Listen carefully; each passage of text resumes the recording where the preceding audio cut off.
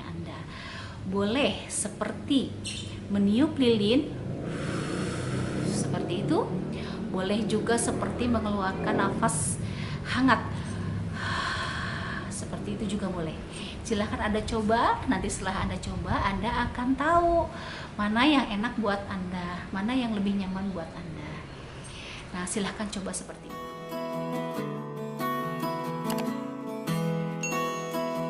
Teman-teman, abaikan saja suara-suara yang terdengar. Ada suara motor, ada suara apa tadi? Ada suara burung, ada suara kayak gemericik air, ada suara rame gitu ya. Insya Allah, walaupun di luar sana ada suara-suara, insya Allah akan semakin membuat teman-teman semakin fokus kepada penjelasan saya. Mudah-mudahan bisa dipahami ya. Orang-orang yang mengatakan sulit itu karena sebenarnya belum tahu caranya ya, karena di dunia ini nggak ada yang mahal kalau kita punya uang. Di dunia ini nggak ada yang sulit kalau kita tahu caranya. Jadi kita belajar caranya. Nah, untuk sementara mungkin informasi itu yang harus disampaikan kepada Anda. Tolong berhenti untuk menvonis, yang penting doakan. Doakan semoga Allah mengirim orang-orang yang bisa menolong orang yang sedang dalam kondisi depresi. Dan kemudian yang keempat, kalau diri Anda sendiri yang sudah mengalami gejala itu, jangan takut untuk membuka diri menyampaikan kepada ahlinya. Karena dengan disampaikan kepada ahlinya, mungkin itu akan bisa mempercepat untuk menolong Anda. Karena kan kalau para ahli kan memang mempelajari ya, mempelajari ilmunya, jadi lebih paham bagaimana agar bisa keluar dari fase depresi ini. Dan jangan Anda merasa itu bahwa itu adalah sebuah aib. Karena kalau kita membiarkan diri kita dalam kondisi seperti itu, kita membiarkan orang lain yang kita tahu sudah masuk ke dalam fase depresi, kemudian ada pembiaran, telat sedikit saja sudah bahaya kalau memang fase depresi ini sudah di level atas ya. Nah, mungkin seperti itu, silahkan Anda coba, dan dicobanya harus konsisten ya, terus menerus, agar Anda bisa merasakan. Setelah Anda bisa merasakan, Anda akan tahu sendiri pola Anda sendiri, ternyata ini yang membuat saya enak, ini yang membuat saya nyaman. Dan kalau Anda sudah tidak bisa lagi menolong Anda sendiri dengan cara yang saya sebutkan tadi, segeralah hubungi para ahli. Alhamdulillah sampai saat ini saya melakukan pendampingan terhadap orang-orang yang sedang mengalami depresi, walaupun di level yang masih baru atau di level atas, itu ternyata dengan izin Allah, atas izin Allah itu ternyata sangat mudah. Dengan mengaktifasi fitrahnya ya, mengaktifasi fitrahnya diri sebagai hamba yang sebenarnya sangat terikat dengan Allah, itu diaktifasi dulu. Dan itu ternyata sangat mudah dan bisa dilakukan dengan cara personal maupun massal. Dan lucunya lagi ya, ada nih satu keluarga yang mengantar ada anggota keluarganya yang depresi ke tempat saya. Dan biasanya kalau sudah sampai ke tempat saya sampaikan sedikit edukasi kepada mereka. Biasanya mereka, Bunda saya juga mau ikut terapi. Akhirnya sekeluarga di terapi gitu. Tadinya mau nganter aja sekeluarga di terapi gitu.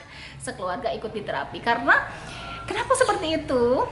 Karena kadangkala perlakuan yang tidak pas dan dari keluarga ya, dari anggota keluarga yang lain itu malah bisa memperburuk kondisi depresi seseorang ya. Jadi memang keluarganya juga harus diedukasi. Jadi bisa tahu bagaimana sih mendampingi orang yang sedang depresi. Nah, seperti itu ya. Jadi insya Allah semoga video ini bisa memberikan manfaat. Tetap optimis karena segala apapun masalah, satu paket dengan jalan keluarnya.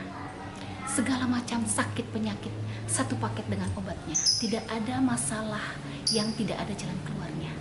Tidak ada sakit yang tidak ada obatnya. Semua ada obatnya. Dan obat yang terbaik adalah bukan obat-obatan yang harus dikonsumsi berupa obat-obat dari farmasi ya, dari obat-obat klinis yang harus dikonsumsi. Ya itu boleh saja untuk menolong awal, tetapi tetap mengelola kejiwaan Anda dengan cara auto ya, mengelola diri sendiri itu tetap lebih efeknya jangka panjang. Dan ketika diri Anda sudah bisa menolong dan menjadi terapis untuk diri Anda sendiri, maka ketika Anda mengalami suasana hati yang tidak nyaman, Anda adalah dokternya sendiri untuk diri Anda sendiri. Anda tidak perlu bantuan orang lain. Kalau sudah melakukan banyak latihan yang terus-menerus tanpa bosan, kemudian Anda sudah ketemu polanya, oh ternyata ini aku tuh kalau kayak gini ternyata tenang banget, enak banget, nyaman banget. Melihat orang itu biasanya satu lagi kalau orang depresi itu, semua orang selalu salah di matanya. Nah, itu dalam kondisi kayak gitu ya, itu jelas yang harus pertama kali disembuhkan itu adalah hatinya dulu. Nah, kalau sudah hatinya disembuhkan, insya Allah pikirannya akan sangat mudah disembuhkan, fisiknya akan sangat mudah disembuhkan. Karena kalau sudah depresi akut, biasanya ada orang yang sudah nggak mau makan, nggak mau minum, sampai kurus ya, sampai tidak memperhatikan, dia nggak mau mandi juga, sampai begitu ya. Dan sama orang jadi sensitif banget ya, jadi semua orang tuh punya salah di matanya. Nah, jangan sampai seperti itu. Itu semoga bisa memberi inspirasi, semoga bisa memberi optimisme tersendiri buat Anda ketika Anda mengalami gejala ini. Insya Allah sangat mudah. Apa sih yang sulit? Kalau untuk Allah tidak ada yang sulit. Ketika kita melibatkan Allah, ketika kita terhubung selalu dengan Allah, ketika kita terikat selalu dengan Allah, akan selalu ada jalan keluar. Dan ketika kita berniat untuk melakukannya semua karena Allah, Allah tidak hanya memudahkan, tapi Allah memfasilitasi kesembuhan kita. Dan insya Allah semoga memberi manfaat, semoga memberi inspirasi. Baiklah teman-teman, seperti itu dulu video episode kali ini. Insya Allah segala apapun kebaikan dan kebenaran itu datangnya dari Allah. Dan sampai saat ini saya pun masih menjadi seorang pembelajar. Saya masih belajar segala sesuatunya. Dan jangan salah ya, kedatangan klien-klien ke tempat saya itu adalah merupakan pembelajaran tersendiri yang membuat saya semakin bisa belajar banyak hal. Jadi memang kehidupan ini memberi begitu banyak pelajaran berharga kepada kita. Maka jangan berhenti belajar. Terlalu banyak di luar sana nilai-nilai pembelajaran yang bisa kita ambil, yang bisa menjadi modalitas kita untuk kita kembali kepada fitrahnya. Dan insya Allah ketika kita sudah kembali kepada fitrah, itulah diri kita yang sejati, itulah diri kita yang asli, diri kita yang bahagia, diri kita yang dekat dengan Allah. Dan disitulah setiap orang yang dicari sama semua orang, yaitu kebahagiaan sejati bersama dengan Allah, ketenangan sejati bersama dengan dari mana asal kita, yaitu dari Allah. Kita berasal dari Allah dan akan kembali kepada Allah. Hati kita pun yang menggenggam Allah, hidup dan mati kita pun adalah yang menggenggam Allah. Maka kepada siapa lagi kalau kita nggak kembali, kalau kita kembali kalau tidak sama Allah? Karena kalau sudah ada kata Allah, sudah pasti selesai semua permasalahan hidup. Mungkin dari saya sekian. Mohon maaf. Wabillahi taufiq wa hidayah. Assalamualaikum warahmatullahi wabarakatuh.